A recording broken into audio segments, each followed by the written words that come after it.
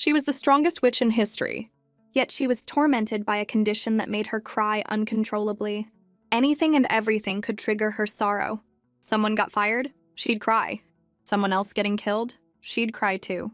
Even the neighbor's dog dying during a difficult birth would make Niels's heart shatter. A simple walk outside on an overcast day could bring her to tears. If she didn't find something to do soon, she feared she might die of depression. But being a major villain, trouble always found its way to her. And just like that, the male lead landed right in her lap. Sure, he'd kill her when he grew up. But raising a little golden retriever in this life didn't seem so bad. In her previous life, Niels had been tricked into participating in the Holy See's Eternal Life Project. As a result, she lost all her family and friends and was relentlessly hunted by the Holy See. But at the last moment, she activated an abandoned magic array, sending herself back 20 years. The first thing she did upon waking was to save the 9 clans of the Holy See, thus becoming the red-haired witch. Life was relatively peaceful, earning a bit of coin each day. Who knew that some oblivious dog would come prancing before her, a chain clearly used on a child dangling from his hand. The burly man was a trainer, specializing in training death warriors to expand the Holy See's army, and that child was one who had escaped. Just as Niels was about to intervene, the little golden-haired boy, Javier, landed a massive slap on the man. The brute was caught off guard.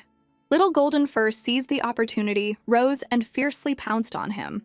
He was about to strike, but the difference in strength was too great. He was sent flying by the strong man. Little Golden Fur lay on the ground, heavily injured and paralyzed. Seeing the strong man about to continue, Niels stepped in front of Javier. She analyzed the situation to herself. If not for his young age, he almost would have achieved a counter-kill. In novels, those with such combat talent, just as she thought this, the strong man recklessly reached out. Niels directly gifted him what her fans loved, a boneless chicken foot, a swift, disabling magical attack.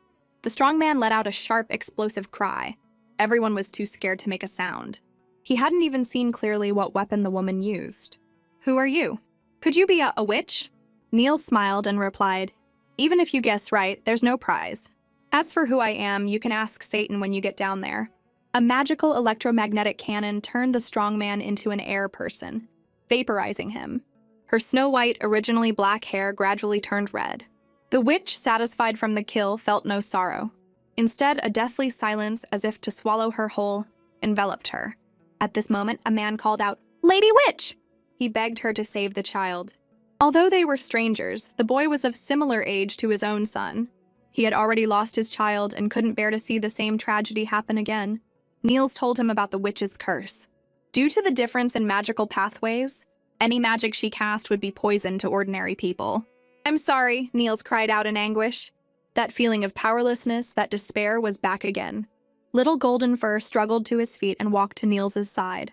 He cast a healing spell unique to holy nights. A soft, warm light seeped into the wounds, and soon, the little boy was fully recovered, gradually waking from his unconscious state. Niels looked at Golden Fur in shock. A holy knight trained by Tartarus. There was only that one. The insignia on the man's chest confirmed her suspicion. Javier Augusta. He was the strongest fighting force cultivated by the Holy See in nearly 100 years, and also the overseer of the Eternal Life Project. In her previous life, it was he who had suppressed the rebel army organized by Niels, and ultimately killed the witch. To prevent history from repeating itself, the best way was to nip the danger in the bud. But the image of her death remained unforgettable. The man had helped her close her eyes, and there wasn't a trace of hatred in his.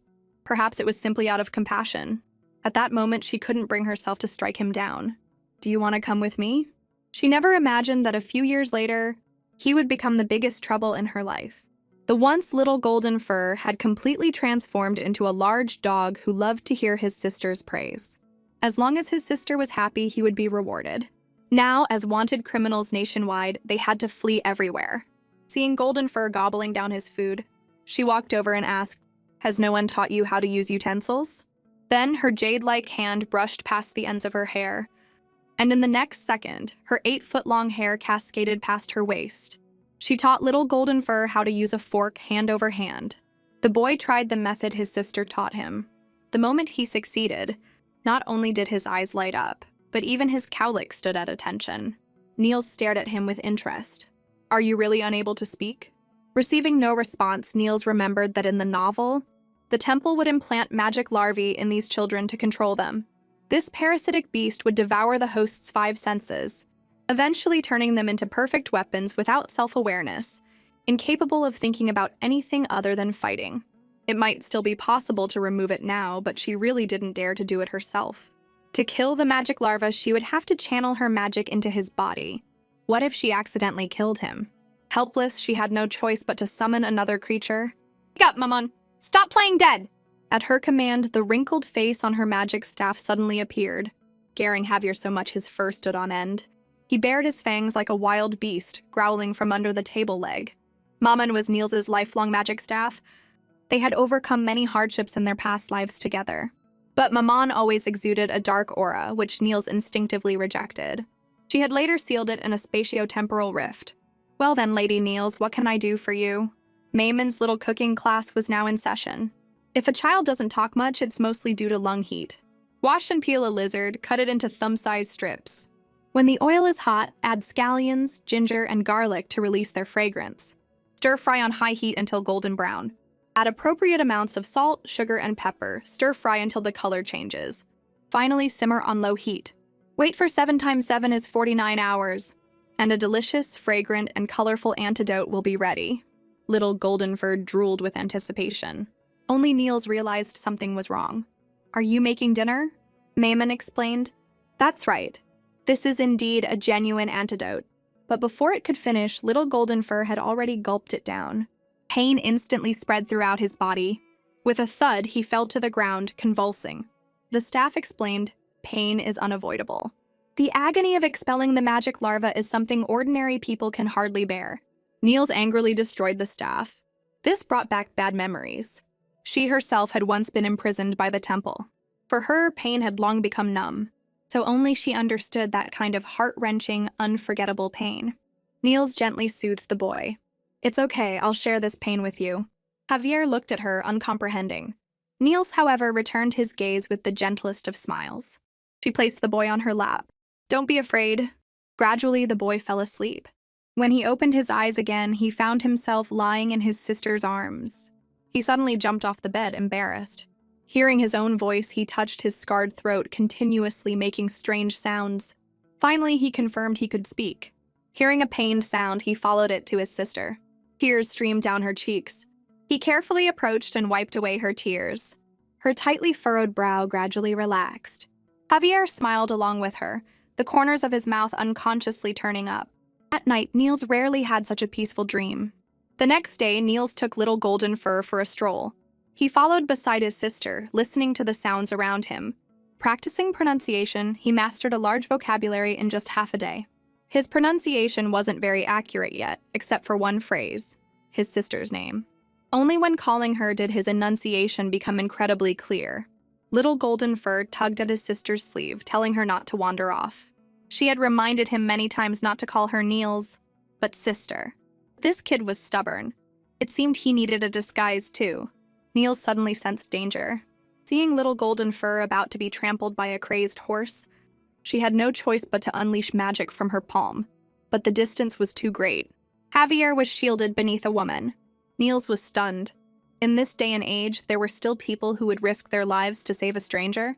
The woman looked the boy up and down, afraid he was injured. If you were hurt, what would I do? Silly child, I'm your mother. The plot seemed to be heading in a strange direction. It turned out the woman suffered from a mental disorder. Their son had passed away a few months ago. Little Golden Fur looked too much like their Swiftie when he was young, so for a moment the woman started crying again. Niels's tear incontinence started up again. She grabbed Little Golden Fur and tossed him over.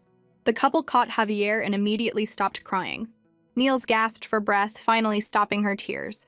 During her time alone with Javier, she hadn't cried at all. She had almost forgotten this body had this damned problem. This was no place to linger. She thought of an excuse to leave. Meanwhile, the couple had already started plotting. Javier likes swords, right? Uncle has many more in his workshop. Let's go take a look. Little Golden Fur's eyes instantly lit up. Niels hurriedly tried to stop them, but was grabbed by the madam. Although it's presumptuous, I still want to ask, where are your parents? Why aren't they out with you? Niels blurted out, We came from the same orphanage. We've never seen our parents. The madam suddenly became excited. That's wonderful! Realizing her slip of the tongue, she quickly corrected herself. How regrettable that you've both lost your families. If that's the case, would you like to be our children? Niels was surprised. She hadn't expected this to include her. The madam, face flushed with excitement, cupped her own cheeks. To have a daughter as beautiful as you and to help you braid your hair, that's my lifelong dream. Wanna try? Niels should have refused, but she just couldn't bring herself to say no. Just think of it as getting a free hairstylist, she thought. In the end, she obediently let down her waist-length red hair. So nice. If I had given birth to a daughter back then, she would be about your age now. What's the use of having a son? He grows up in the blink of an eye, has his own career and ideals, leaves his family to chase his dreams, only to end up like this. Niels asked, was there some kind of accident? The madam paused for a second, her voice filled with sorrow. He served in the Holy See. He sacrificed himself to resist the witches. They couldn't believe that the adopted daughter was the witch who had killed their biological son. The staff warned Niels to be careful of the couple. Perhaps this was a conspiracy from the start. Rather than wait passively, it was better to eliminate the threat. Unbeknownst to them, the couple's faces were beaming with happiness. They wanted to give these orphans a home. The entire street fell into a panic. Something terrible has happened. The witch has appeared. She killed an officer in the next village and abducted a child. The madam suspiciously asked for the specific features of the abducted child. Learning the truth, she immediately rushed home. Faced with Niels's friendly greeting, she acted no different than usual. I'll go make dinner. You must be starving. Javier, however, looked uneasy. The madam then pulled out a pair of scissors from behind her back. He immediately stopped her, fiercely biting her wrist. Unexpectedly, the next second, he was immobilized by magic. The instant the summoning magic was cast, Niels's black hair instantly turned red. Witnessing this firsthand, the madam completely lost hope. Niels snatched the scissors and reprimanded, I don't recall giving you permission to act. For the first time, Javier retorted to his sister, but they wanted to kill you. So what? Do you think I need you to protect me? Don't be ridiculous. I'm the all-evil witch. She pressed the scissors against the madam's throat. She caught a bullet with her bare hand from her adoptive father. The strongest red-haired witch in history, in the end, still showed mercy. A smile traced her lips as if she intentionally wanted them to fear her. The madam called out, Child, come here quickly. You've been deceived. That's a witch. Do you know how many people she's killed? Don't be afraid, Mom will protect you. Niels played along, pushing Javier towards them. She's telling the truth. You'd be much better off being adopted by them than following me. Javier, however, ignored the obstruction and ran towards her, hugging his sister from behind. Niels didn't understand. You could have grown up in a complete family with loving parents and a bright future, instead of being despised and ostracized with me like this. Javier hugged her tighter. He didn't want any of that. Ostracized is fine, despised is fine. We'll always be together. Niels smiled desolately. She was already used to being alone. Behind them, the couple started arguing. The madam raised a hunting rifle, aiming it at the witch. I will never let you harm innocent people again. Just like you killed my son back then. Niels retorted to her, What kind of work did your son do in the Holy See? Did he ever harm anyone? Are you truly ignorant of this? Or are you just unwilling to believe the truth? The madam's hunting rifle fell to the ground. She repeatedly denied, He's not like that. Wester wasn't that kind of person. You've killed so many people, how could you possibly remember him? But she was wrong. Niels remembered. She remembered every single person who had died at her hands. In Wester's final moments, he had kept calling for his mama. After that, the witch burned his body, shouldered all the sins, and disappeared from the world. 6 years later, a group of brats fought over a rag doll. Even the older brother couldn't stand it anymore. The main culprit, however, was laughing and blowing on a bamboo leaf nearby. Niels has been living in seclusion beyond the mountains. The magical devices she created were publicized by Javier, who was now free from control. Over time, the curious came in droves. Javier, however, always said, I have to go back and cook for my sister. Unexpectedly, something went wrong this time. He forgot to collect the repair fee. On the way to his house to pay him, Emily roped in a companion. The siblings had been in the village for 5 or 6 years, but no one had ever seen what his sister looked like. So the girls suggested secretly following him home to see. They immediately sprang into action. After successfully crossing the single-plank bridge, without even time to dry off, they immediately camouflaged themselves. After walking for 46 days, they finally reached their destination. Finding the door unlocked, the two walked in. The voices from upstairs grew clearer. The two stood awkwardly in place. Javier, noticing something amiss, looked back. "Why are you here?" The two explained they had come to deliver the repair fee. The girl cautiously asked, "Were you just talking to your sister? Can we meet her?" Just as Javier was about to refuse, Niels's voice came through. "What's going on? Why is it so noisy?" The two of them instantly widened their eyes. Sister's devastating beauty was truly that of a peerless spell. It wouldn't be an exaggeration to say her lips were the pinnacle of perfection. Niels frowned slightly. "We have guests." She then set out a tea set. The three of them looked at each other, no one speaking. Niels, outwardly calm, was actually trembling with panic. For so many years, she had lied about being too frail to meet people, living a life of being waited on hand and foot at home. All interactions with outsiders were handled by Javier, which had led to her social skills becoming almost completely non-existent. "Someone save me." But the girl beside her felt a pang of inferiority. With such a beautiful sister, no wonder Javier was indifferent to the village girls. Niels spoke first. "You two came today. Is there something important?" The girl, however, replied rather rudely, "I didn't expect Javier's sister to be like this." "You two don't look alike at all." Niels didn't get angry, but stated frankly, "We aren't related by blood. We're just orphans, finding warmth in each other in these chaotic times." The girl's mood sank even lower. Seeing her looking unwell, Javier asked, "What's wrong?" She quickly waved her hand, saying it was nothing, just a little hungry. The girl, having received his concern, felt a secret joy. Unexpectedly, upon hearing this, Sister announced she would cook. Javier whispered a reminder, "Are you sure you want to do it yourself? You've never cooked before." Niels retorted, "Haven't I ever cooked for you?" But recalling the past 6 years, she really hadn't, it seemed. Javier rolled up his sleeves. "Let me do it. I do all these chores." "Don't hurt yourself," Niels said. "This time is different. It's the first time you've brought friends home. I absolutely won't let you lose face. Leave it to me." Javier nodded. This made Niels even more confident. "Watch me show off my skills today." 3 hours later, the dark cuisine was served. Niels's face was streaked with black. The two guests awkwardly forced smiles. Appearance isn't important, taste is what matters most. Who knew that the moment it entered their mouths, all three had almost the same reaction. It was so disgusting, it was practically inedible. Burnt on the outside, raw on the inside. Niels had to admit. Indeed, using a transformation spell to make strawberries was too much of a stretch. It has an earthy taste. Yet, only Javier commented, "Not bad. The cream is well whipped. If it's baked longer, it will have a burnt fragrance. I like it very much." The girl quietly watched everything, watching Javier dotingly wipe the cream from his sister's face, and then smiled as if she had come to terms with something. Unbeknownst to her, the boy beside her only had eyes for her. As dusk fell, Javier reminded his sister it was time to go to bed. Niels invited the two to stay the night. "Just make yourselves at home. If you don't mind, you can call me sister like Javier does." Hearing this, Javier paused his actions. After his sister left, the two intended to try calling her that. Unexpectedly, as soon as they uttered a single syllable, Javier warned, "No, you can't. It's my sister." His tone carried a hint of threat. After making their beds, Javier smiled and left the room. "Good night. See you tomorrow." Only after hearing the door close did they dare to breathe a long sigh of relief. They must never anger Javier in the future.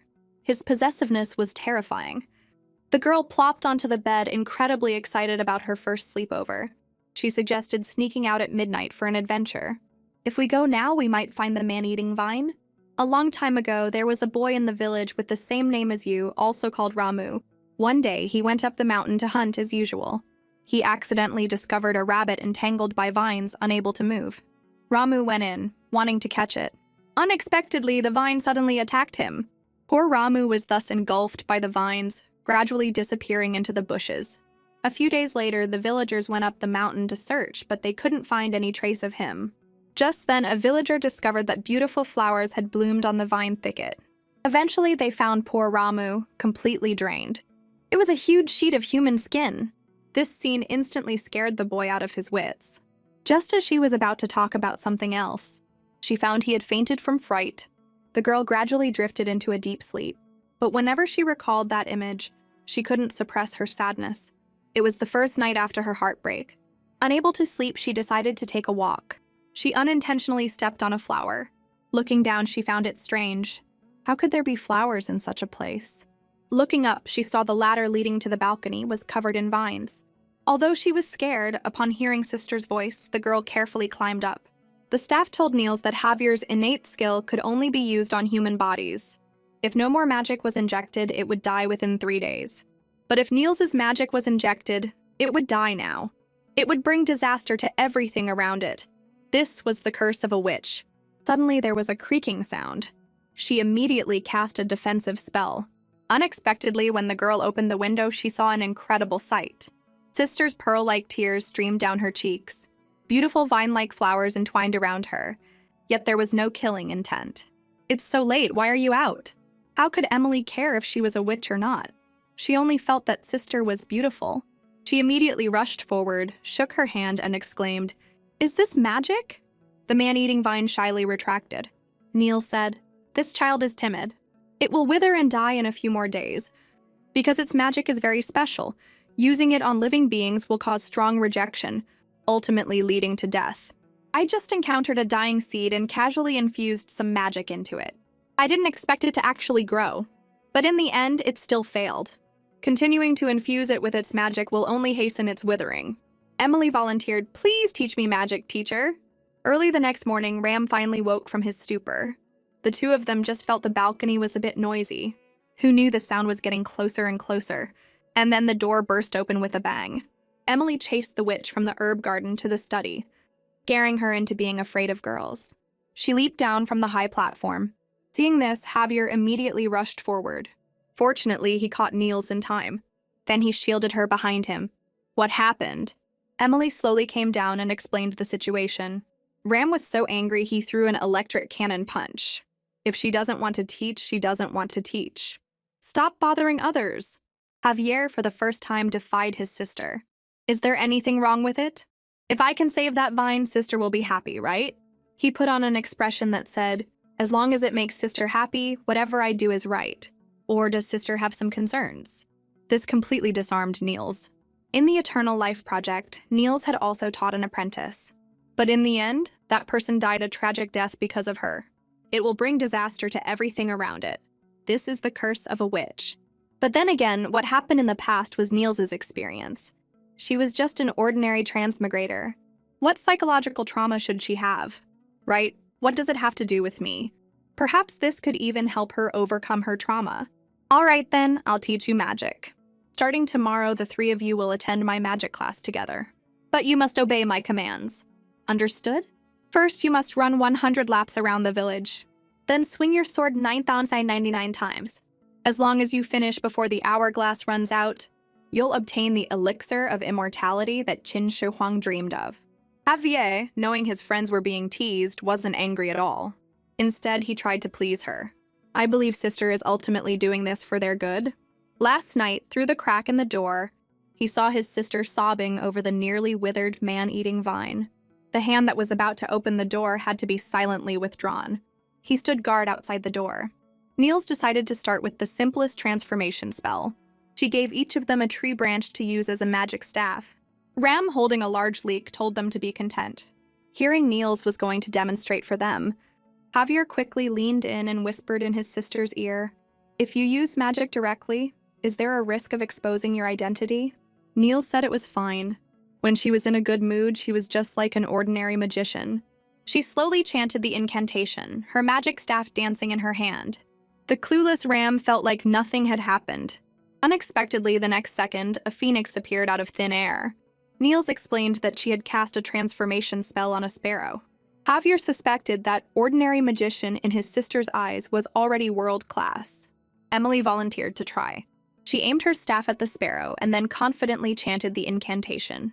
But when she opened her eyes, there was no change. Niels and Javier simultaneously pointed behind her. Ram's head had been turned into a large pumpkin by her. The angry pumpkin hit her with the leek. "Don't you run! Change me back!" Emily quickly cast a spell, but ended up turning it into a dish, stir-fried pig's head with leeks. Niels couldn't help but laugh out loud. Seeing his sister amused, his lips also unconsciously curved upwards. During this time, the two continuously practiced magic. It was either teacup or frying pans. The poor sparrow would never know why it had turned into a teapot in this lifetime. Niels was responsible for grading.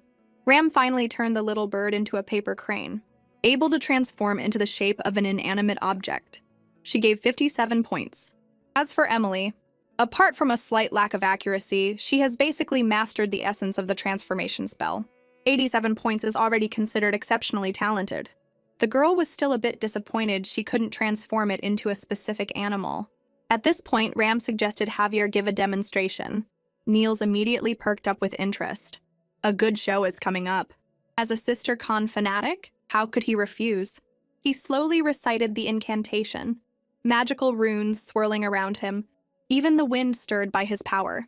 Magic poured out from his staff. The sparrow froze nervously in place. Who knew that a gust of wind just blew past and the little sparrow hopped away? Turns out it was just a coincidental gust of wind. Niels beside them tried hard not to laugh. The two whispered to each other. One shouldn't judge a book by its cover. After all, Javier has a face that looks like he'd succeed. This made the person in question extremely embarrassed. Unable to hold back her laughter, Niels collapsed onto the lawn, laughing hysterically. Javier can't do it. He definitely can't. Emily thought it was too early to jump to conclusions. Even a stubborn stone can be enlightened one day. If you give up on a poor student, you don't deserve to be a teacher. Niels sighed. Kids these days really have no manners. They need to be taught a lesson. Magic instantly burst from her fingertips. Thanks to Javier appearing in time to block it, Niels quickly apologized. But look, isn't the answer right in your hands? Excellent swordsmanship talent, outstanding tactical instincts, and innate healing arts that can be used to strengthen your physique and help you save the weak. You are a Templar Knight. You were born as such. There's no need to be anxious about not being able to learn magic. One day you will leave my side to learn how to become an outstanding knight. Don't forget to repay me then, you brat! Javier said nothing but turned and left in disappointment. He had been practicing unfamiliar magic day and night. The slow-witted Niels thought he was passionate about magic. Only Ram understood clearly. Javier's persistence was because this matter concerned someone he cares about. Seeing Niels still didn't get it, he had to give an example. Emily, why are you learning magic? The person in question replied, because it's cool. He shouldn't have asked her. People in this world have different motivations for progress. Some are for fame and fortune, some are for faith. But in my opinion, Javier is neither. The reason he wants to achieve something in magic is simply to have a common goal with you. Magician and knight are two completely different paths. If he really leaves here to learn swordsmanship, will your relationship still be the same when you meet again? Both clueless girls simultaneously exclaimed, "This kid has such high EQ." The two pondered how to cheer Javier up. Niels had a flash of inspiration. She had a good idea. The three of them huddled together, whispering and plotting. The next day, she led everyone deep into the forest to learn attack magic. And just then, a pack of wolves appeared. Niels, eyed covetously by the wolf pack, yelped in fright, "Oops! We've accidentally entered the territory of the demon wolves. Everyone, get behind me!" She chanted an incantation and attacked. When the demon wolf pounced, she theatrically dropped her staff. The next second, blood flowed. Javier promptly raised his sword and counter-killed, immediately turning back to check if his sister was all right. Niels spoke with an air of gravity. In this environment, I don't have time to chant spells. If this continues, we'll all die here. I've lived this long and never encountered such a huge crisis. The two apprentices mentally roasted her for being so dramatic. She knelt on the ground. Please, can you buy me some time?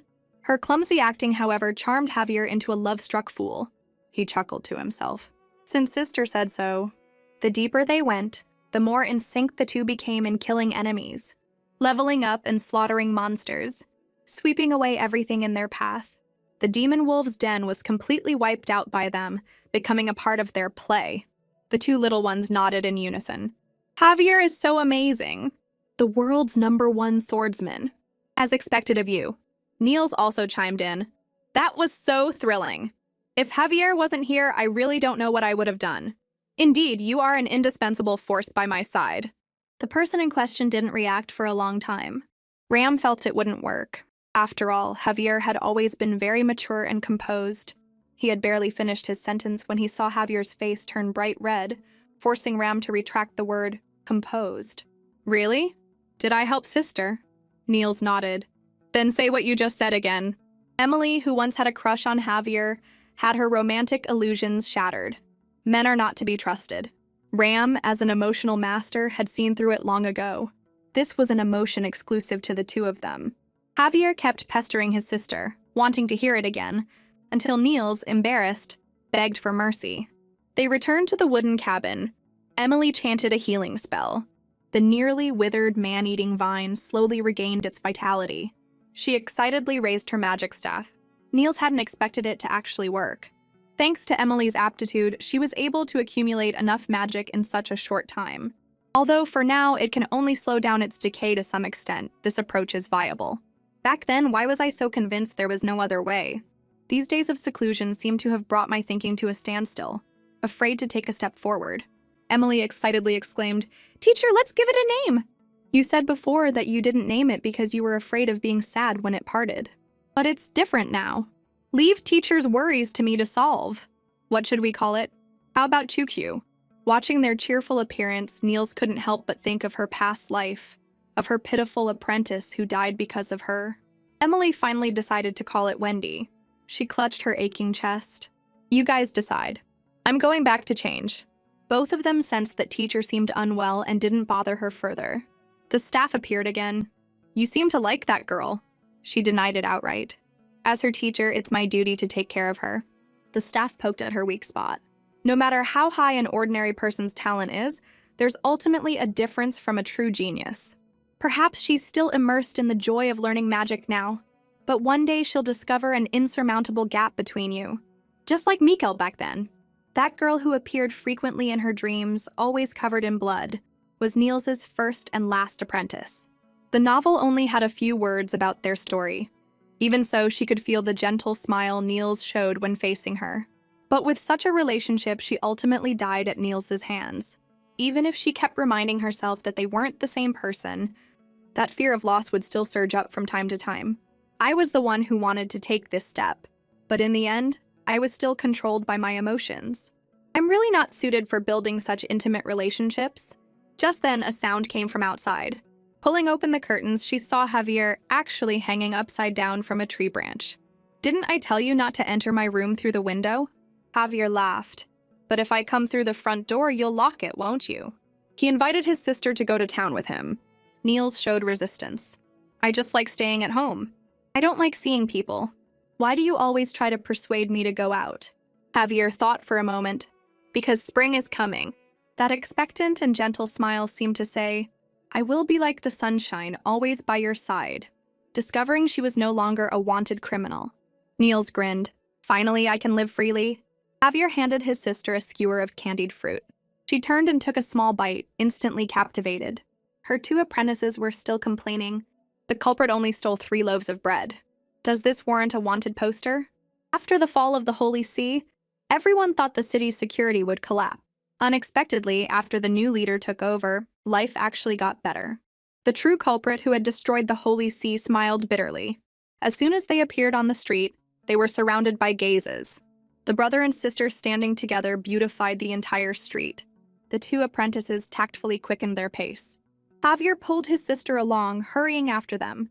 After enjoying a delicious meal, the 4 of them went to the magic workshop to make purchases. Niels, holding a magical girl transformation wand, was exceptionally excited, striking poses as if a switch had been flipped. At this moment, Javier cleared his throat twice. Dressed in a new set of clothes, he made a dazzling appearance. Niels pulled out a black card and decisively bought it. Then they headed to the next shop. Ram asked Javier, Are you really not going to stop her? Teacher is about to buy out the entire street. Javier said, It's okay. I knew this day would come. So, over these years, I've specifically saved up a sum of money that can be squandered freely. Her happiness is more important than anything. While the 2 girls were looking at a map, someone bumped into them hard. The other party arrogantly warned them to watch where they were going. What kind of person is that? He clearly bumped into me first. Emily suddenly realized her money pouch was gone. She quickly handed a pile of things to her master. Stop right there, you thief. You actually stole my money. I'll use you to consecrate my new staff. The man, terrified, backed away. She silently chanted the incantation. Fiery magic shot out like an arrow loosed from a bow. Hey! Suddenly, a warning sound came. Attack intent detected. Bang! The attack was blocked. Emily, repelled, fell to the ground, trapped within a golden cage. Ram hurriedly rushed forward to check on her, but was stopped by Niels. She looked in the direction the thief had fled. The thief was blocked by an arriving person. George Moore, 37 years old, resides at 19 Mulberry Street. You are now arrested on charges of theft. As for you... Strangely, the woman couldn't find Emily's personal information. If you're an outsider, come with us. Niels interrupted the other party. What crime did Emily commit? What reason do you have to take her away? The woman rubbed her head, annoyed. See this? This is the emblem of the Heimdall Light Society. In this country, only those wearing this badge are qualified to use force. Your companion just used magic to attack this man. According to the law, we will arrest you for vigilantism. Another man stepped forward. If you resist, you will be considered an accomplice. You'd best not act rashly. Niels slowly raised her hand. Is that so? The next second, the golden cage shattered instantly. If I do act rashly, what can you do? She had forcibly shattered the restraining device. Without prior knowledge of its magical circuitry, it could only be broken by injecting an overload of magic.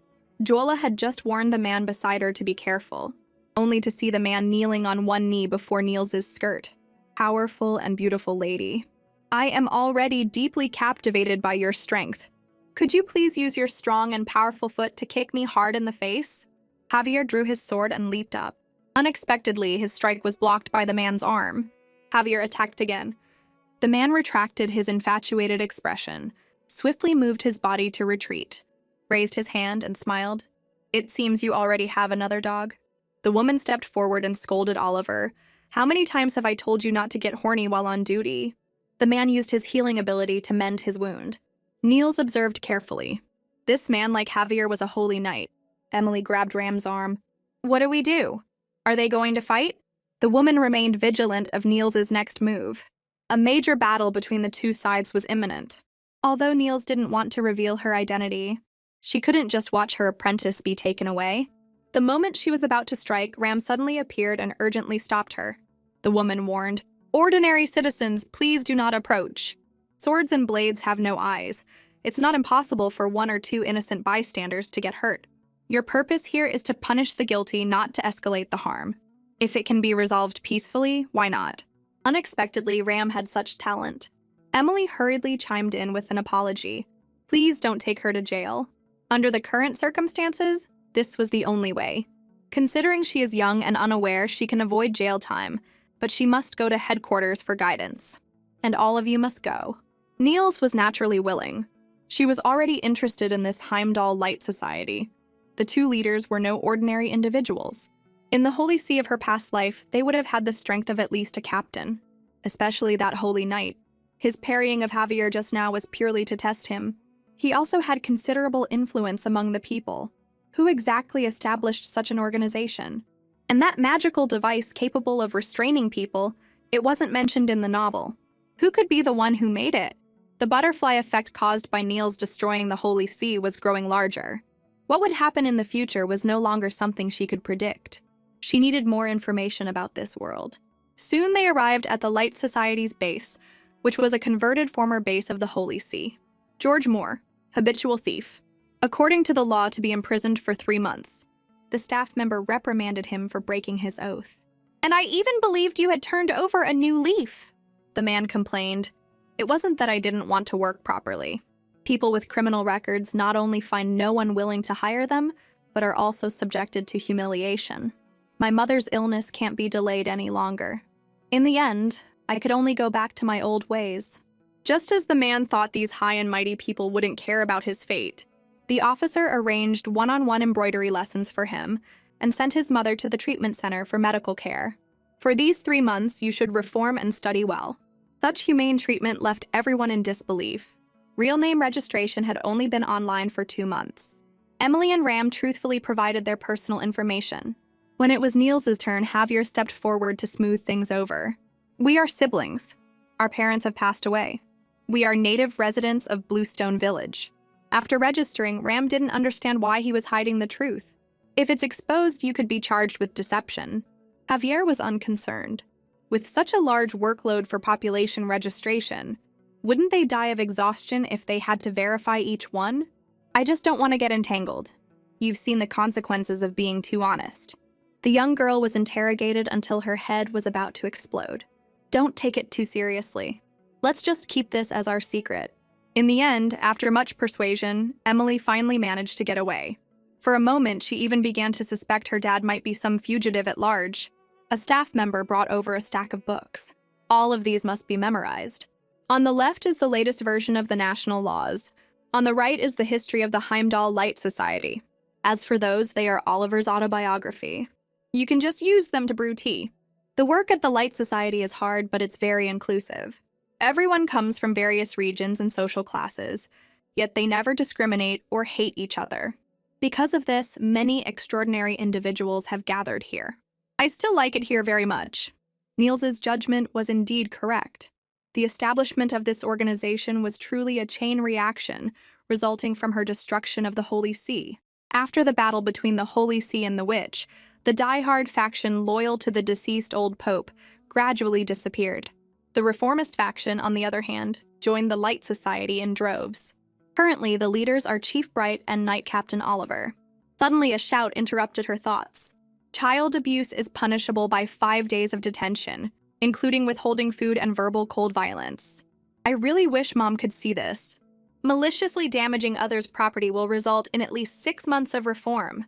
By that calculation, Ram's sister would have to serve at least 2 years. The laws are so strict and the security team is short-staffed. The chief is the type who can't tolerate a single grain of sand in his eyes. Regardless of the severity of the crime, he demands strict enforcement. If he found out we let you go last time, we would definitely be severely punished. But we are still in the early stages of the organization's development. We need manpower for both popularizing the law and enforcing it. So I have a proposal here. Would you consider joining the Heimdall Light Society? The moment his sister frowned, his expression would change accordingly. Finally, on the day his love rival appeared, he immediately took a stance, ready to let this pervert taste some bitterness.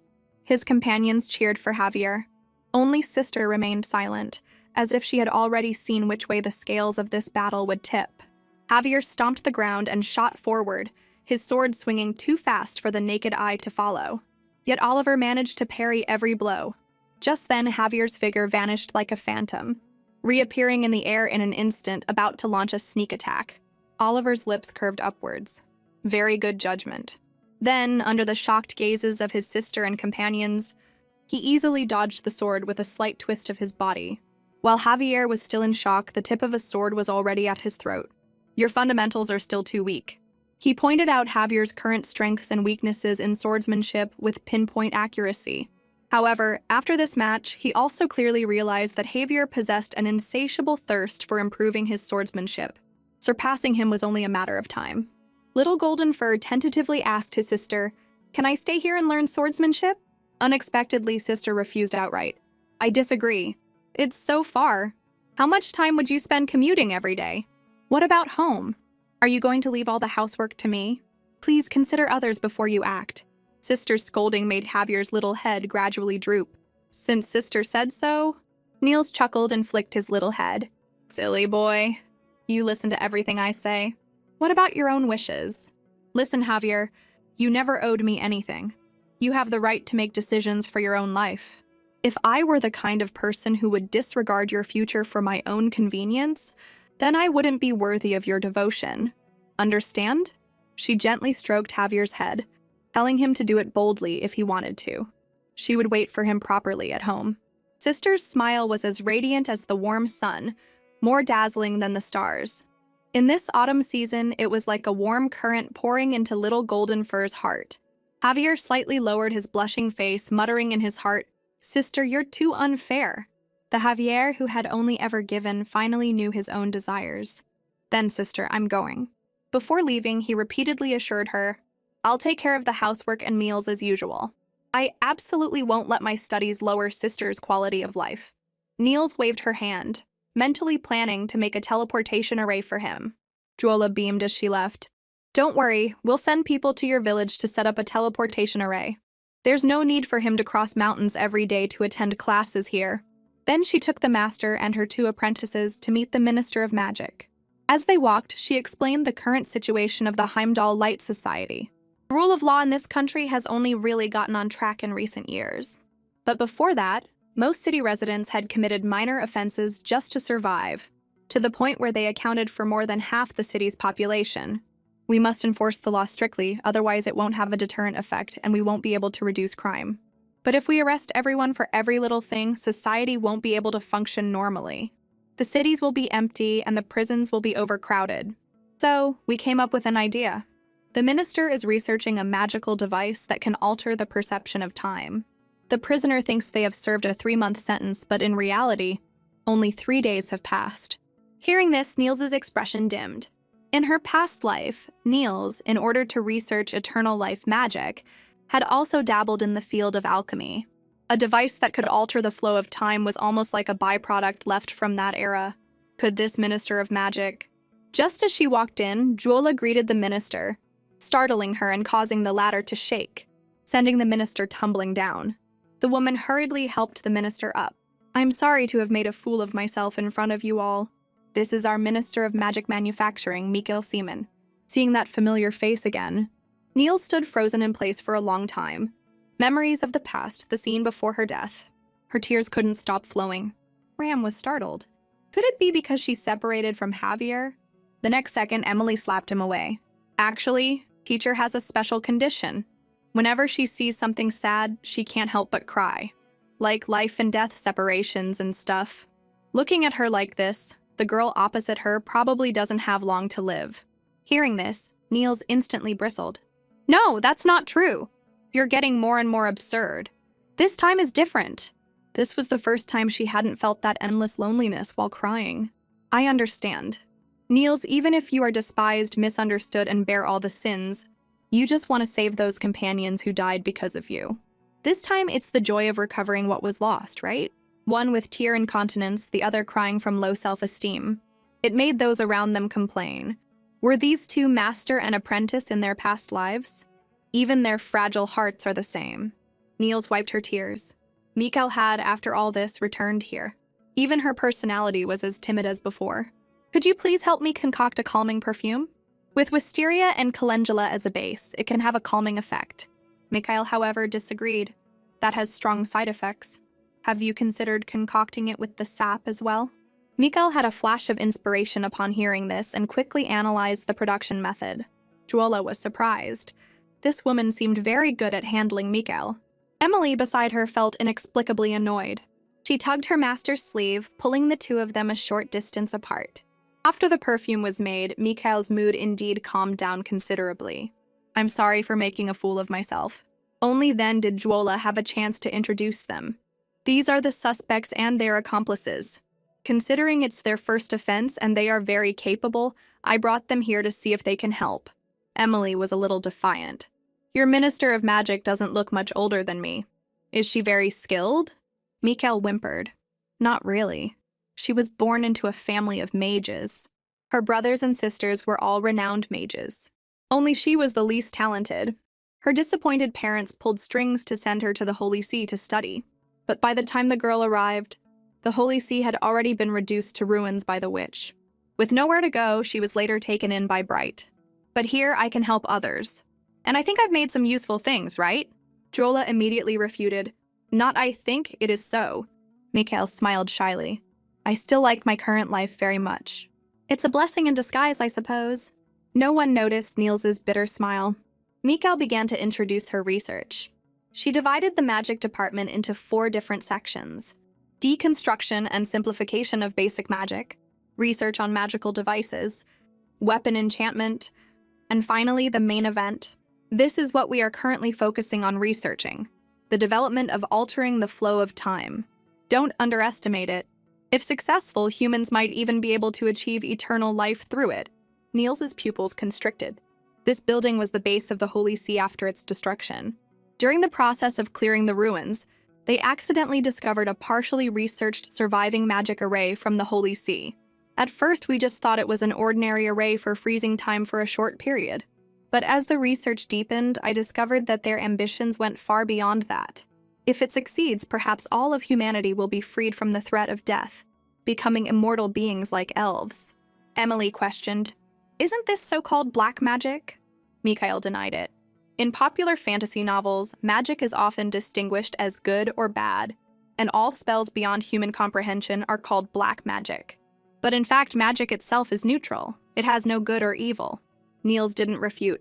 For example, transformation magic is a convenient and interesting spell for you. But is it the same for the sparrows whose forms you've changed? Historically, there have been many spells labeled as black magic that were later vindicated through research, becoming important parts of magical research history. Mikhail tightly grasped her hand.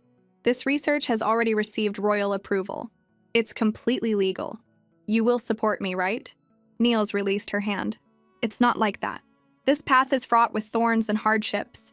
The Niels of the past also naively believed she was dedicating her life to academia, but she soon discovered that reality was vastly different from her beautiful wishes. Pressure and coercion forced her to harm innocent people, and in the end, she was deserted by everyone. Eternal life is an irresistible temptation for most humans. Once this research becomes known, its final direction will likely spiral out of control. By then, if you want to stop the experiment, it will be unacceptable to those nobles eagerly anticipating eternal life. Just then, the staff appeared.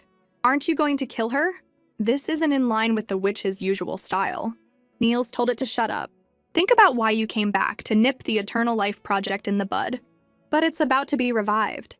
If you don't act now, when will you? You should destroy it, eliminate it. Let corpses and blood soak this city, just like you did in the past. Niels said she would find a way. Acting rashly with force will only alert the enemy. If she really succeeds during this time, what will you do then? It's okay, she can't do it. That child simply has no talent. She knew her apprentice could never have figured this out on her own. Someone must be pulling the strings. After thinking it over, Niels decided to get the truth straight from the source. Mikhail, the truth is, I'm the witch who destroyed the Holy See. I did it all to stop the Eternal Life project. If you don't want the world to fall into chaos, you have to tell me who put you up to this. No, that wouldn't work. Just then Javier returned, dragging a drunk Oliver along with him. The knight who was supposed to be teaching Javier swordsmanship had instead assigned him a bunch of basic drills while he went off to drink. Oliver threw an arm around Mikhail. Jola isn't around to nag us today, you should join us.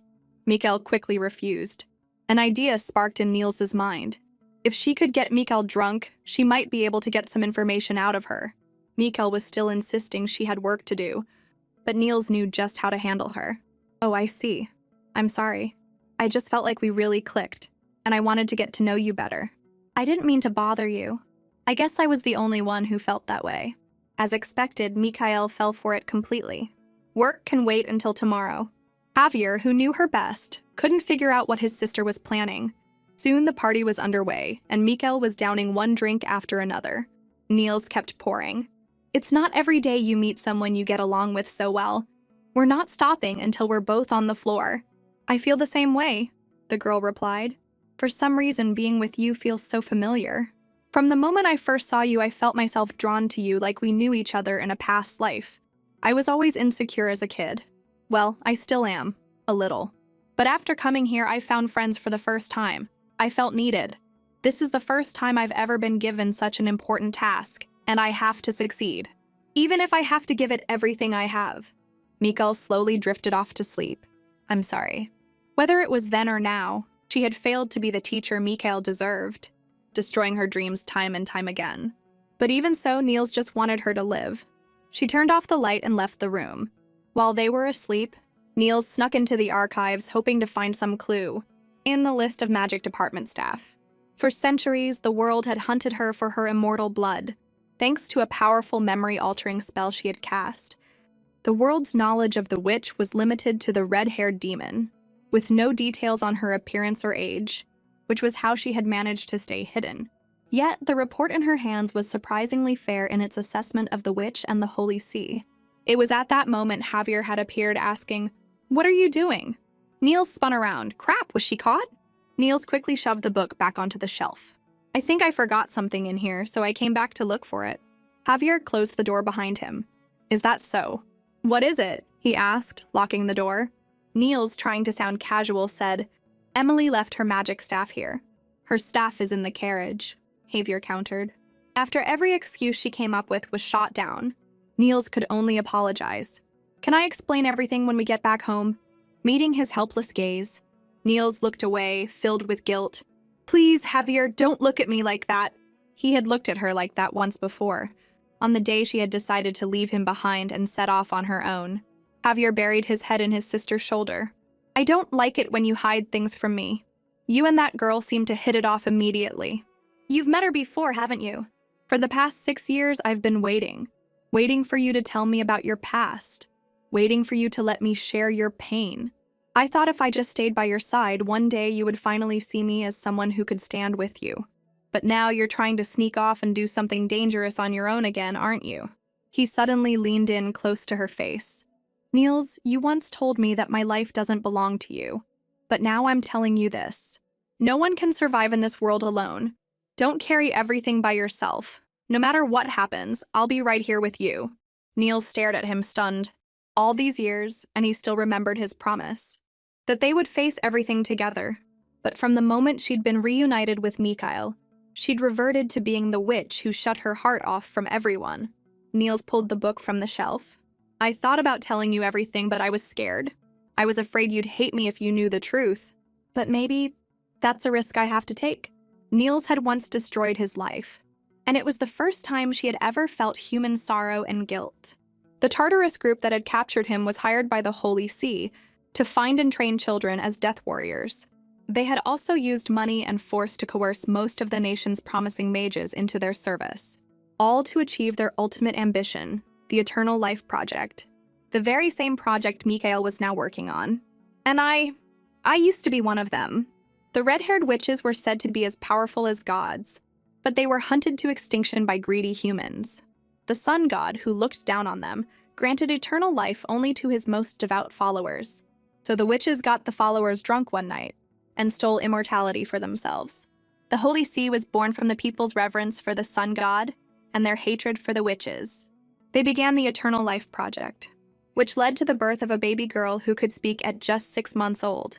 She possessed unparalleled magical talent, able to cast high-level spells without chance or a staff. She later named herself Niels Gradi, but the people of the Holy See only ever called her the Witch. When she turned 14, the Holy See began to involve her in the Eternal Life Project. Her first partner was an overly silent holy knight. A magic larva had destroyed his vocal cords, leaving him able to make only a few guttural sounds. No one knew what he was thinking, nor did they care to find out. Only Niels, before every experiment, would tirelessly try to communicate with him, telling him to write what he wanted to say on her hand. The man hesitated, pulling his hand back, before finally deciding to share his thoughts. He traced 2 words on her palm. "You're noisy." Niels read it and couldn't stop laughing. "Well, that's too bad. You'll just have to put up with it." He was the first friend she'd ever had. It was a shame that back then no one had taught her how to treasure someone. Once the man seemed to have adjusted, she decided to increase the dosage. "This might hurt a little, hang in there."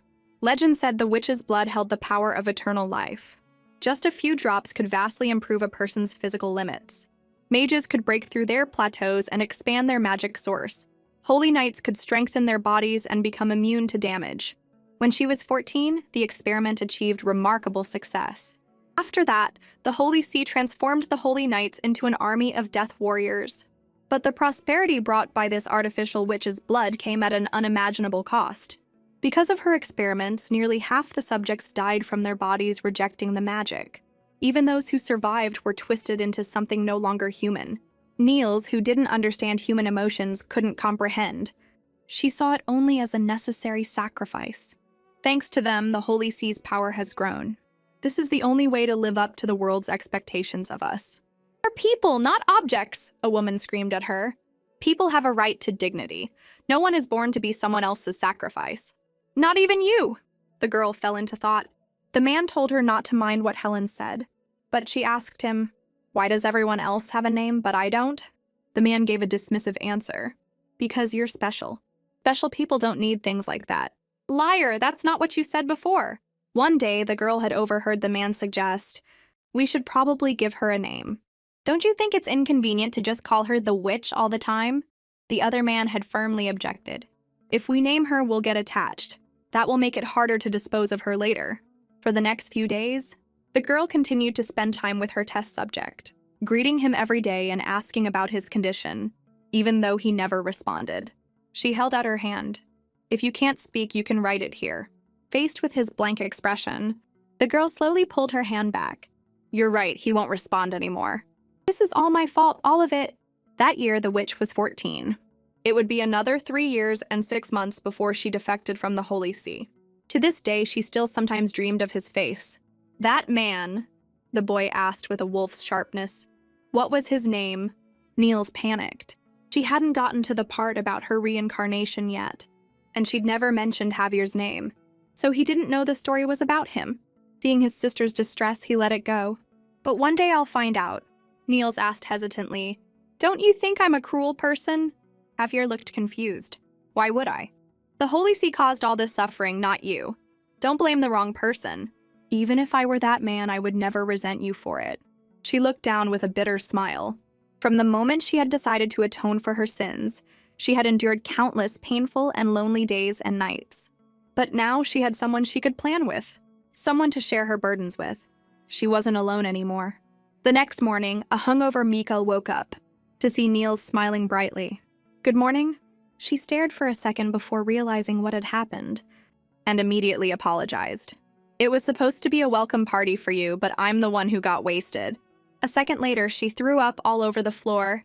Niels told her to get some rest, but Mikael refused. The others will be here soon. I can't be a slacker on my first day as head of the department. It was also Niels's first day in the magic department. Since we're colleagues now, could you introduce me to everyone? The two of them went with Emily. The girl noticed something new on Niels's ear. Spill. Which handsome guy gave you that? Niels brushed it off. I bought it at the market. In reality, it was a magical communication device to talk to Javier. The moment Mikael opened the door, she was startled by the commotion inside. A snarky gentleman and a muscular woman who was ready to fight if she couldn't win an argument were at each other's throats, as usual. Mikael snapped, Do you two really think arguing like this will solve anything? Niels was surprised. The timid, meek Mikael she knew was now able to express her frustration so directly. It seemed she trusted these two a great deal. Sorry, you had to see that. They're actually very good friends. Niels carefully observed the two. Gale, the head of the basic magic department, had no parents listed in his file, suggesting he was of noble blood. Rena, the head of weapon enchantment, was a commoner and a seasoned veteran who had been stationed at the border. She was stripped of her post after a conflict with a superior and ended up here.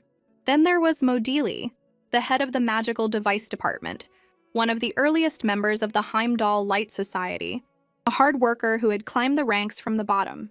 But strangely, he made no sound when he walked. Just then, a message came through from Javier. How's it going over there? Niels felt that something was off about this group.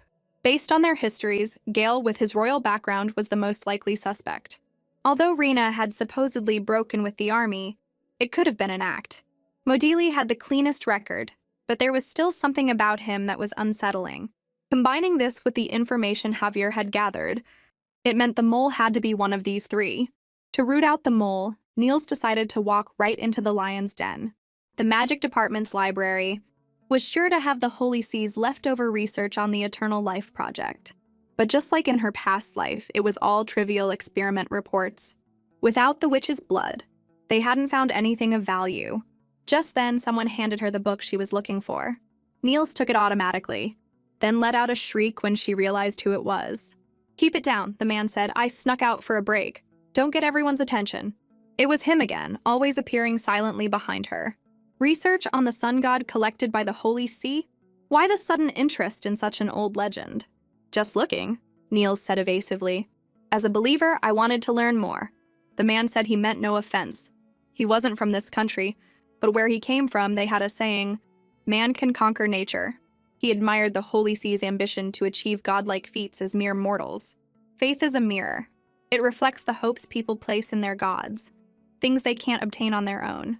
And they project the desires they don't dare to face onto a witch, using it as a way to find comfort and escape. Before Niels arrived, he and Mikael had been conducting experiments together. Are you running into any trouble? Niels sensed he was testing her. Biology versus time. Which approach do you think the Light Society should take? According to legend, they believed eternal life was unique to specific species, like witches. So the Holy See's research always focused on altering the human body to make it strong enough to resist the decay of time. But that idea has already been proven wrong. Legend says the witches stole their immortality from the sun god. Assuming that story isn't just a fabrication, then what the witches stole was likely time magic. The magic array she'd seen in Mikhail's room proved that their ideas were aligned. That's extremely dangerous, he said. If humans could freely manipulate the flow of time and use it on others, or even the entire world, it could cause irreversible damage. Perhaps the witch who destroyed the Holy See came from a future timeline to stop it. As the truth came to light, Niels's expression went blank, and she took an unconscious step back. Why was this man telling her all this? Was it just a theory, or was he testing her? Suddenly, the man reverted to his usual playful demeanor. These are just some wild guesses of mine. The infinite possibilities are what make magic so fascinating, right? So what do you say? Interested in joining the basic magic department? Just then, Emily came looking for her master, only to find the two of them alone in the room. Mikhail immediately bristled. You're slacking off again. One more time and I'm cutting your department's funding. As he left, the man didn't forget to add, think about my offer. Niels fully realized how complicated things had become. She later told Javier everything. A lot of what he said aligns perfectly with the past. He's a major suspect. Javier, however, thought he was the least likely suspect. If he were the mole, he would do everything he could to blend in and act like everyone else. Not bring up the Holy See and expose himself. Being so open about it actually makes him less suspicious. Besides, you two were alone for a while.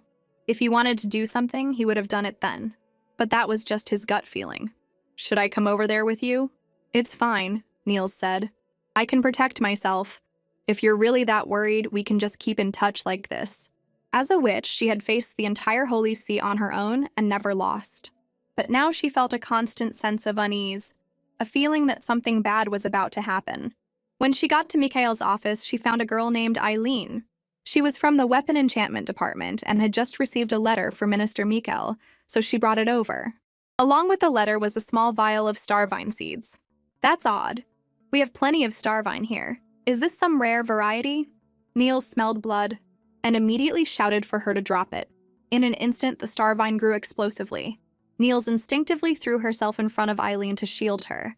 Javier heard the explosion and bolted from the training grounds, racing toward the magic department.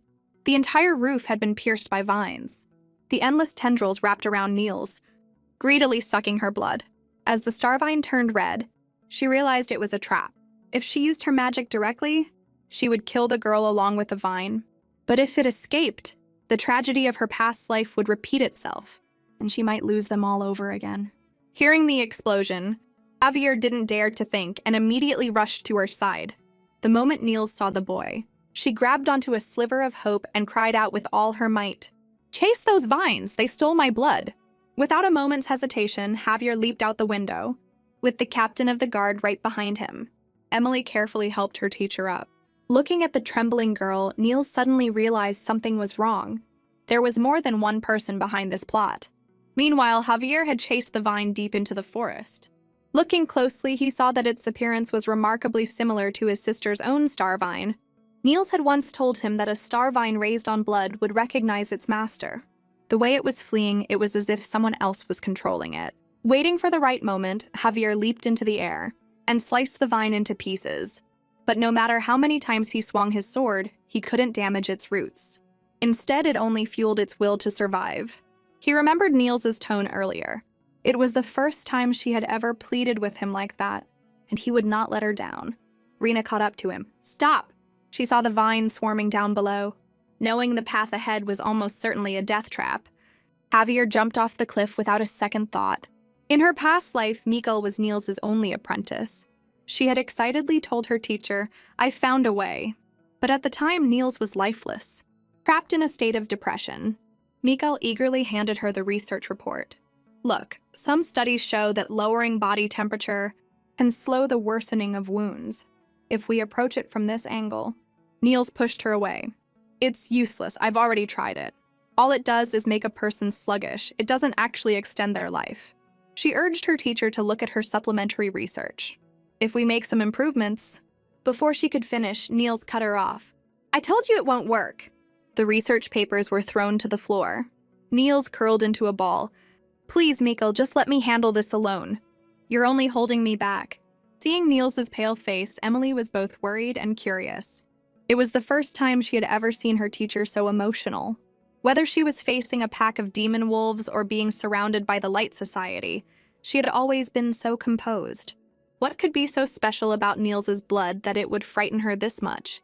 Mikkel asked Niels, what happened? From the moment you stepped into the magic department, I suspected you were carrying some kind of burden. Most mages have a past they don't talk about, and I don't want to pry into your business. But now that something like this has happened under my watch, I can't just ignore it. Emily raised her hand in agreement. Please, I want to help you, teacher.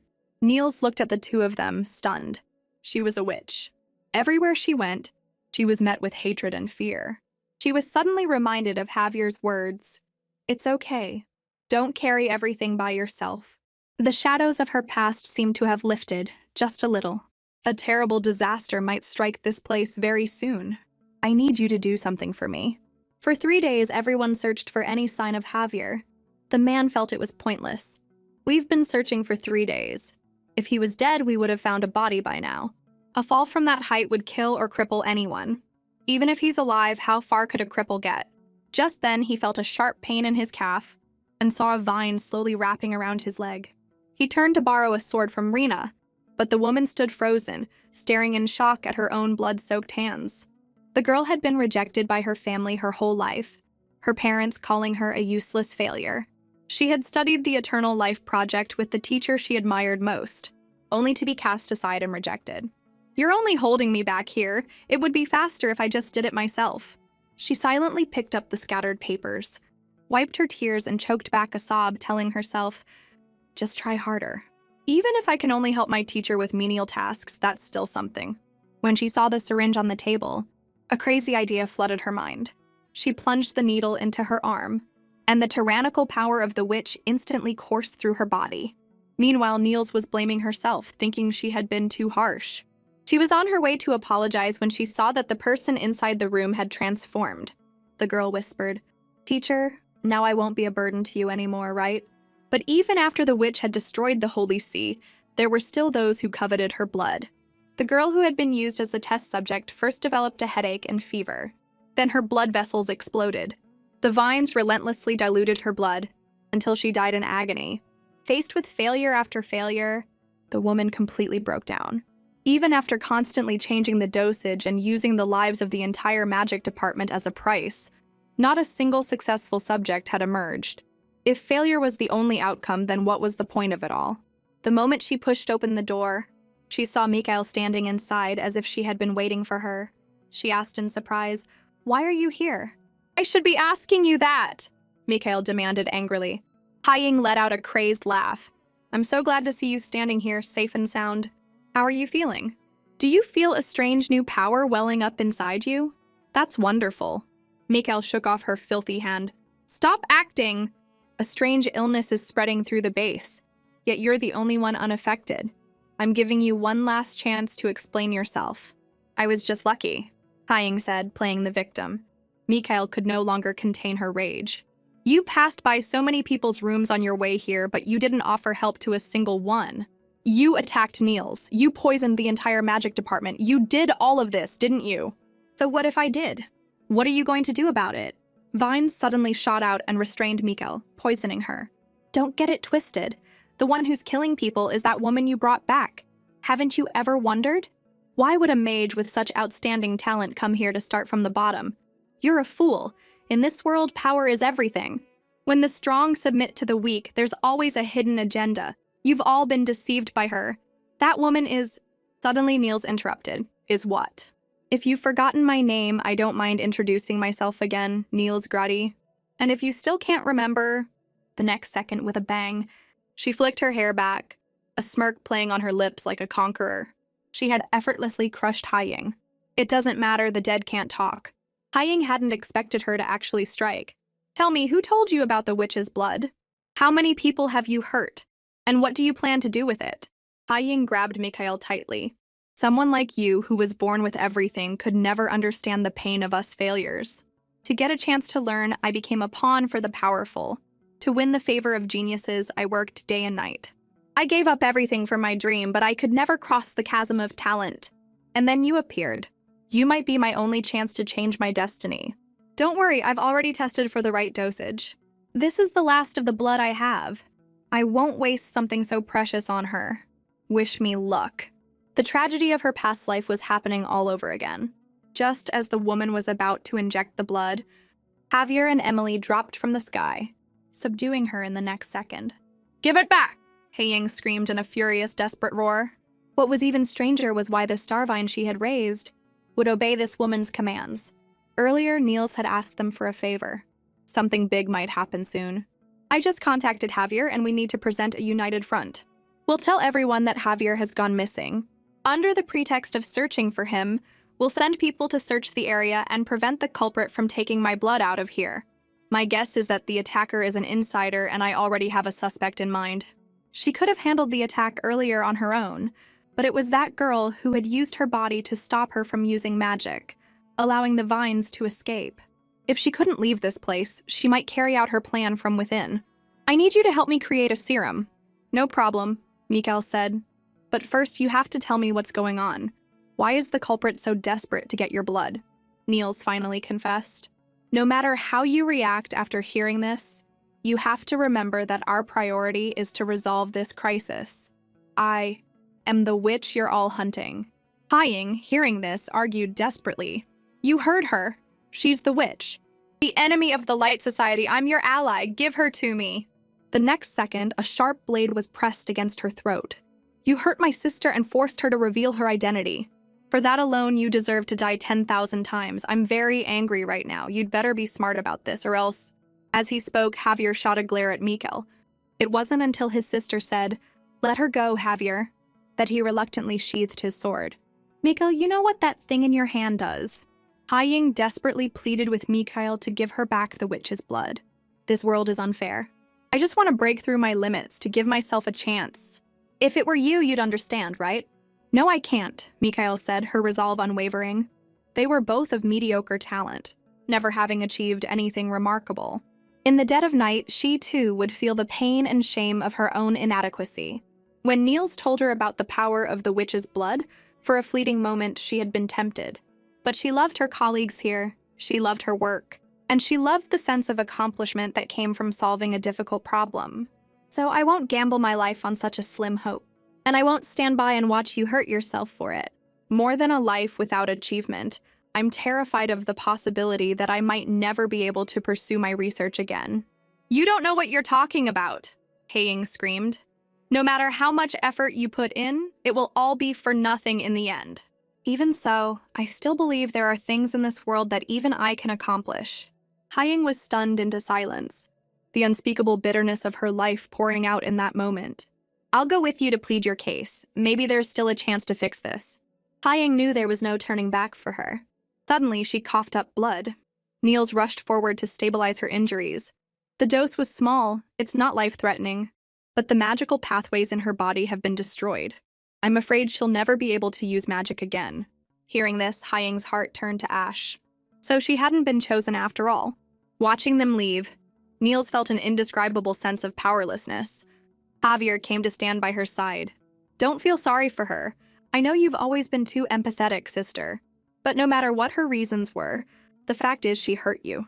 She brought this on herself, and it has nothing to do with you. You're right, Niels agreed.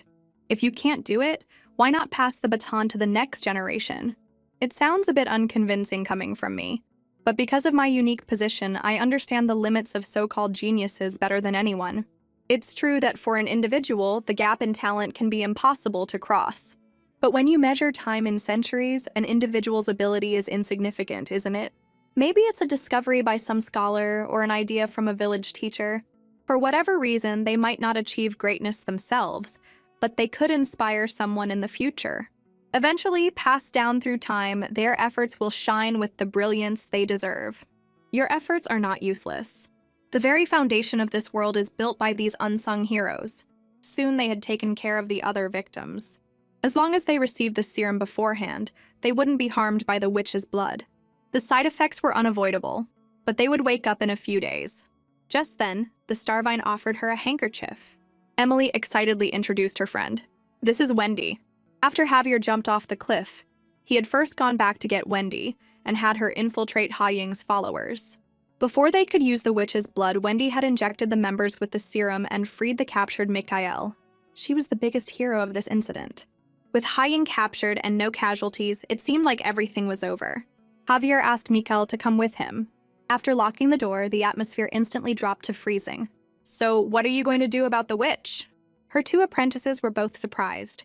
A sense of "I knew she was no ordinary person" dawning on them. Emily decided to trust her own feelings over rumors from others. Her teacher was her teacher, and she wouldn't change her opinion of Niels because of this. Then, she pointed accusingly at Mikhail. "If you dare to snitch on her, we're enemies." Mikhail quickly explained that she wouldn't.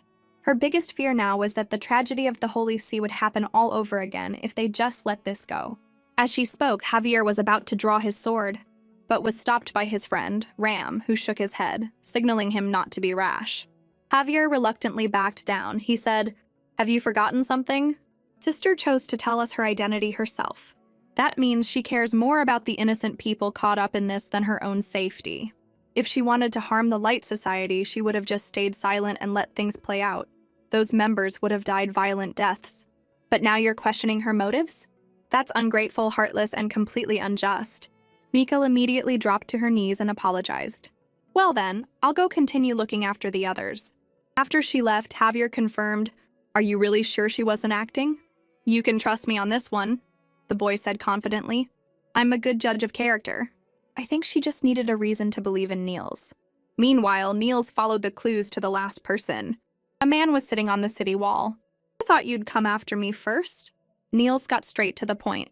"You're the one who told Ha Ying about my identity and the power of the witch's blood, aren't you? How did you know all that? If the nobles knew who I was, there's no way they would have waited this long to make a move." Her intuition told her that this man was an enemy on a completely different level. "Who are you?" The man gave a calm smile. "You're right. Before we get down to business, I should introduce myself. That is another red-haired witch just like her. Morgana, the first human in history to be called a witch, and the provider of Niels's own genes. In a way, she was her mother. Her appearance here was undoubtedly another chain reaction. From Niels destroying the Holy See. You suffered at the hands of the Holy See. You should know how dangerous it is to restart the Eternal Life Project. Why would you deliberately expose my identity and incite Ha Ying to do something so dangerous? Didn't you know it could have killed a lot of people?" Morgana was completely indifferent. She hated all scholars. If they all died, that would be for the best. So-called truths built on the sacrifices of others, all those high-minded justifications. She had heard too many of them in her past. But since it failed, I won't pursue it any further. Unlike you, I'm not that strong in a fight. Aren't all witches supposed to be powerful? Not at all. I'm just a woman who happens to look this way and has a few special abilities. Prophetic dreams, that was what made her different. She was born in a small village, and scenes from her dreams would occasionally come true in reality. She treated it as a fun little quirk that added some interest to her life, never imagining it would lead her into an inescapable abyss. One day, she told a boy who bullied her, "Your house will catch fire and you'll die in it." Sure enough, her words came true. The villagers banded together, tied her to a stake, and prepared to burn her at the stake. Fortunately, the passing Holy See took her away. But it wasn't a rescue. It was the beginning of another nightmare. There, she learned to use her abilities and understood that the dreams that plagued her every night weren't just dreams, but visions of the future. Her own end was to be crushed and discarded like a useless animal. The terror nearly consumed her. To change her fate, she planned to escape several times, even seducing a male researcher to beg him to take her away. But no matter what she did, the prophetic dreams told her it was all in vain. Until one day, a great fire engulfed the Holy See. The true witch had appeared. This was her only chance. The future had changed, and a glimmer of hope appeared in her otherwise certain doom. Her dreams had never been wrong before, so she was certain that something outside the rules had entered this world and changed its course. And that person was the only variable. Morgana had no intention of returning to that prison. She warned Niels, You're about to run into some trouble. Ever heard of the grandmother paradox? If you travel back in time and kill your own grandmother, then your very existence will be erased. Congratulations, Niels. You've foiled the Holy See's plans twice and saved countless people from being dragged into their inhumane experiments. But have you ever considered that if the Eternal Life Project is stopped, then the witch will never be created? And if that's the case, who is the you that crossed time and space to save everyone? A few days later, Niels returned to her hometown. The people were busy planting seeds when a luxurious carriage pulled to a stop. Ram stepped out inside. Finally home. They were back. The boy jumped down from the carriage, his arms wide open. My dear friends and neighbors, I've missed you so much. But no one paid him any mind. The villagers had all gathered around Javier. You're finally back, Emily whispered with a laugh. Didn't you see that coming? A man can dream, can't he? Niels stepped out of the carriage. Her long, snow-white hair made her fair skin look almost translucent. So that's Javier's sister. They've been here for 6 years, and this is the first time we've seen her. She's so beautiful. I wonder if she's nice. Haha, look, it seems Colin really likes her. Niels quickly sidestepped the boy who was about to grab her skirt, and the atmosphere suddenly fell silent. The villagers all felt a little put off. You can't do that. Sister's clothes have a protective spell on them. It would be bad if you accidentally got hurt, right? Receiving his cue, Niels gave a slight nod, and the atmosphere instantly returned to normal. Thank goodness for Javier. She still wasn't good with people.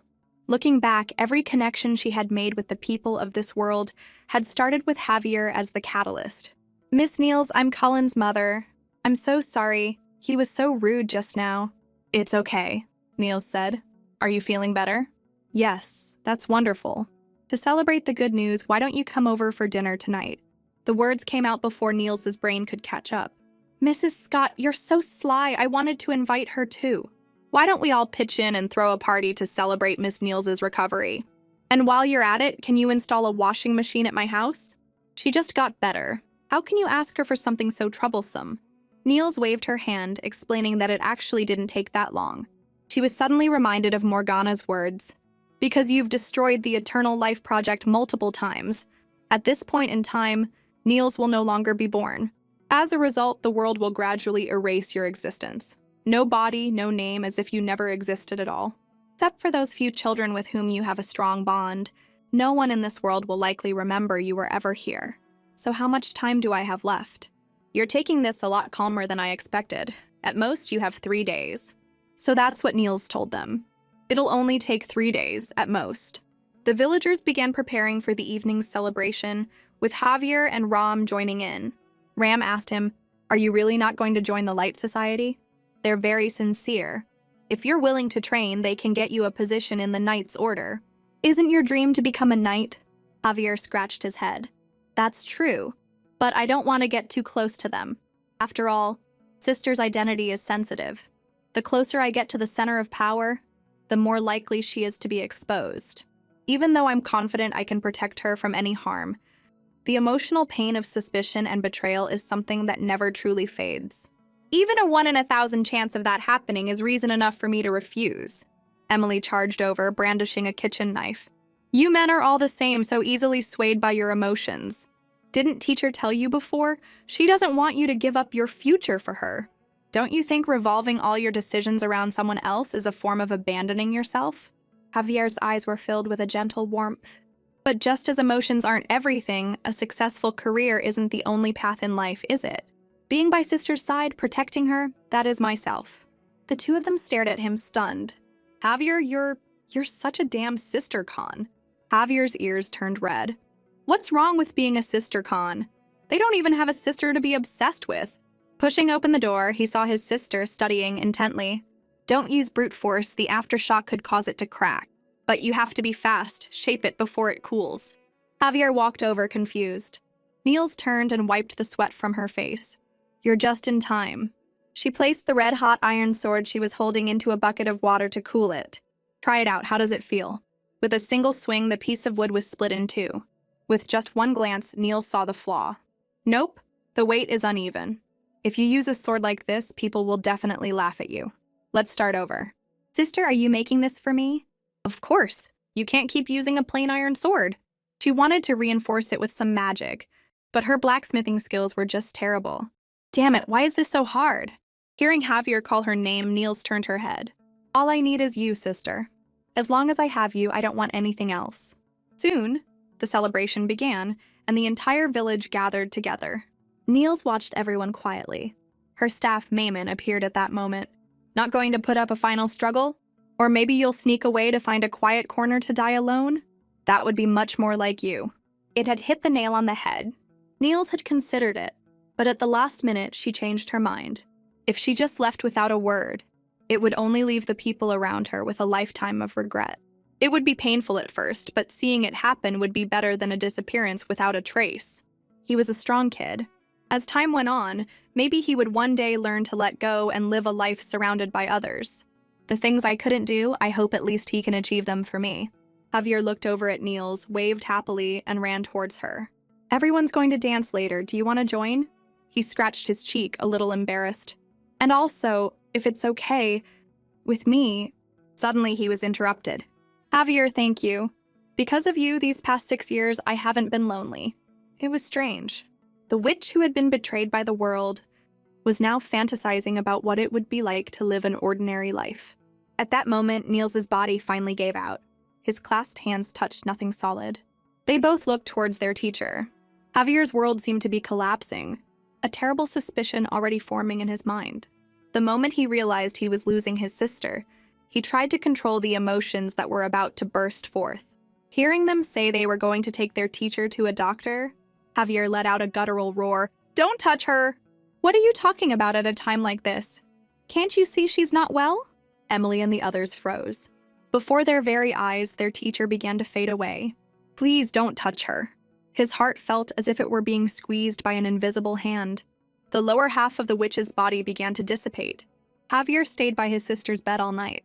No matter how many healing spells he cast, he couldn't slow the rate of her disappearance.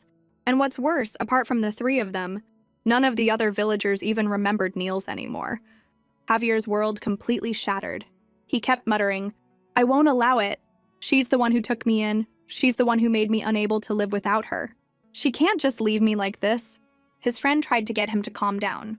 Sit down and let's think of a plan. What can you do by rushing out like this with no idea what to do? I don't know. I just know that if this goes on, I'm going to lose her. I don't know what to do. Please help me. Since you're on your knees begging, a voice came from the tree above. It was the other red-haired witch, Morgana. She leaped down, but twisted her ankle on the landing and fell to the ground with a thud. Even though she was in immense pain, she still tried to play it cool. Need a hand? Soon she had drawn a magic circle.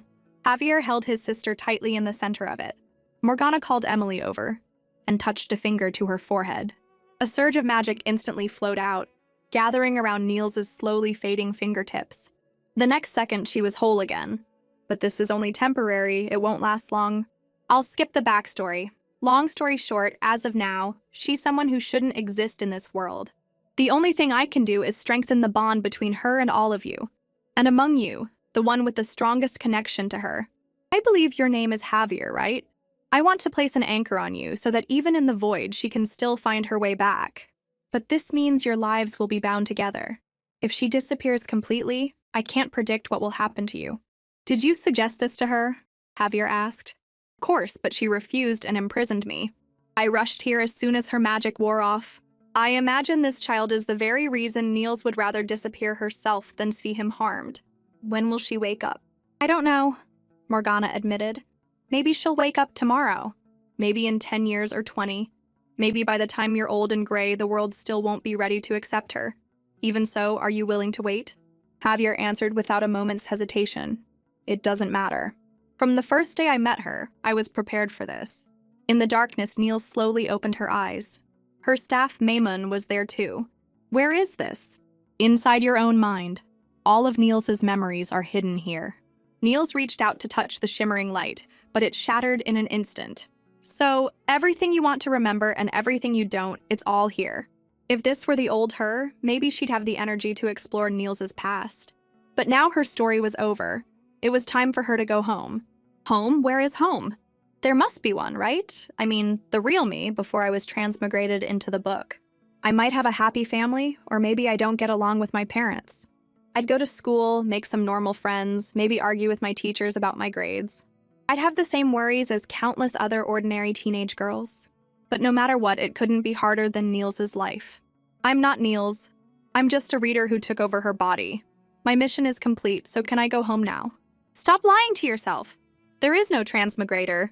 You're just trying to make yourself feel better. The first time she found herself unable to stop crying was after Mikhail's death. The girl who was willing to share her sorrow was gone. There was no one left in the world who would cry for the witch. She fell into a long depression, and even proposed to her superiors that they terminate the research. Soon the Holy See replaced the head of the Eternal Life Project. The witch was now worthless. Niels stared blankly at the cage, but then she saw a hand reach out from inside. A boy, not yet 10, already filled with despair. Niels's eyes widened in shock. She immediately rushed forward to stop them. I told you not to use living people for experiments. Why are you doing this? These are the new director's methods, the man said. If you won't do it, we'll just have to ask someone else. The higher-ups want to see results. They don't care about the process. Did you really not think this would happen when you asked to give up? She stayed in the research lab, dejected, blaming herself, consumed by guilt. It was her fault again, all her fault. She couldn't tell right from wrong anymore. When she argued with the new director, colleagues stepped forward to calm her down, but in the next instant, the witch unleashed a torrent of fire, consuming the woman in less than a second. Agonized screams filled the lab. It seemed that no matter what she did, someone would get hurt because of her. It was like a curse. Everywhere she went, she left a trail of pain. The legendary witch became a reality. Trying to do good was wrong, being numb was wrong, compromising was wrong, and fighting back was wrong too. This time, Niels was hunted by countless people. She fled the Holy See and hid deep in the forest. And in the end, her mistakes became her punishment. They should have hated her. Niels's very existence was a mistake. Before she died, she summoned Maimon. I don't want to live as a witch anymore. If I can go back to the past, let me believe that I've been reborn as someone else. And so she deceived her future self, becoming a witch with the memories of a modern woman. Poor Niels. All you wanted was to escape, so you genuinely believed you were someone else's reincarnation. But in the end, you still didn't get the ordinary life you wanted. But it's okay, it's all over now. You and your memories will live on here forever. You don't have to be afraid of hurting anyone anymore, and you don't have to cry for anyone. That world doesn't need Niels. I am you, your past, your deepest desires and fears. Come, stay here with me. But Niels pulled her hand back. If you're really the Niels of the past, then answer me one question. Why didn't you choose to die back then? Death is the easy way out. If, at that moment, she had let Javier's sword pierce her heart, there would have been no more guilt or pain. But you didn't choose to do that. Niels argued back that she had been infinitely close to release. Yet on the brink of death, she had given herself another chance. And if the you of the past didn't give up on life because of the pain, then you should understand why I'm still fighting now. I want to live. Even if the world we return to relentlessly reminds us of those painful memories, the witch's life force will continue to endure. At that moment, the Niels of the past began to shatter into pieces. She asked her present self with a sense of release, "You've found a place to belong, haven't you?" Niels clutched her chest and replied, "Yes, I have. So it's time for me to go back." She opened her eyes again, waking up on that small bed. Looking around, her hair seemed to have grown much longer. How long had she been asleep? Just then the door opened. Person outside was no longer the boy she remembered. His height and build had already surpassed her own. Even on her tiptoes, she would only reach his shoulder. Javier stood frozen in the doorway, his voice a mixture of caution, hope, and fear as he tentatively spoke. "Sister?" On the 73rd day of Niels's coma, Emily had chosen to say goodbye. Mikhail had recommended her to a magic academy, which was a boarding school, so she wouldn't be able to come back for a long time. When Javier didn't react, she had to bring up Niels's name. "I'm grateful to our teacher. Because of her, I truly experienced the beauty of magic. I now believe it's a field I'm willing to dedicate my life to exploring. So, even if you think I'm betraying her, I don't want to give up this chance. No one knows when she'll wake up, but that doesn't mean time has stopped. I hope you can move on too and live your own life, okay?" Javier had responded with a smile. "Of course. I'm happy you found your own path. I'm sorry I've been so down lately and made you worry, but I'm fine now. I'm planning to build a bigger, wider bed for Sister so she can rest more comfortably. After that, I'll go back to the Light Society to practice my swordsmanship. I hope that on the day she wakes up, she'll see a more mature and powerful me, not the gloomy person I am now. We both have to do our best." Seeing him like this, Emily had finally been able to leave with her mind at ease. "Well then, I'll see you after graduation. Take care," she'd said, waving goodbye. He had counted the days from 100 to 300, from 1,000 to 2,000. A full 7 years. When he opened the door and saw his sister standing before him once more, Javier didn't hesitate to pull her into his arms. Neil's mind was blank. How long had she been asleep? The room's furnishings were the same as before. That's right. But how did he get so big? For a moment, she thought the man from her past life who had hunted her down had returned. She patted his back. "You can let go now." But Javier only held her tighter, muttering over and over, "You're back." Niels didn't move again, just held him for a long time. Once his emotions had calmed, she finally let go and apologized. "I kept you waiting. I won't leave again this time. So please let go now. Can you tell me what's happened these past few years?" After they sat down, Niels felt immense pressure. "Even if you don't stare at me like that, I'm not going to suddenly disappear. While you were asleep, sister, Ram took over his family's business and is now working in trade.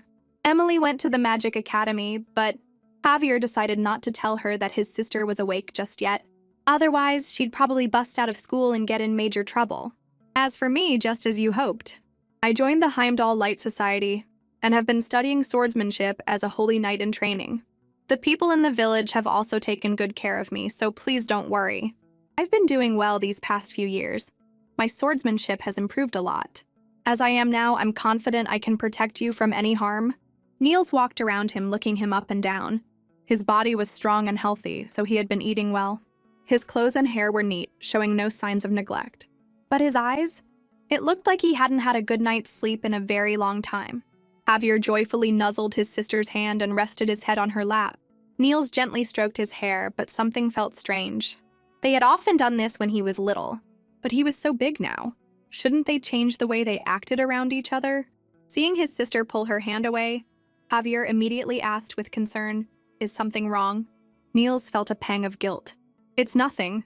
How long has it been since you slept?" Javier looked guilty too. "I'm fine." Niels ordered him to go to bed immediately. She fluffed up the big quilt and pulled up a small stool. "All right, go to sleep." But Javier couldn't fall asleep, afraid that she would disappear again. "I'm sorry for leaving you here all alone. Even though you tried to brush off the years I was gone like it was nothing, I can still feel how much I hurt you. Do you remember what this house looked like when we first bought it? There was almost nothing here. Back then, I was so lost in my own misery of being hated by the world that I had no heart to decorate our home. It was you who went out every day to pick flowers, who used the money you saved up to fill this house little by little, who made this place feel like a home. It's because of you that I was able to find my way back from the void. Now this place is exactly as I left it, almost unchanged. But it's missing the warmth you always worked so hard to maintain for me.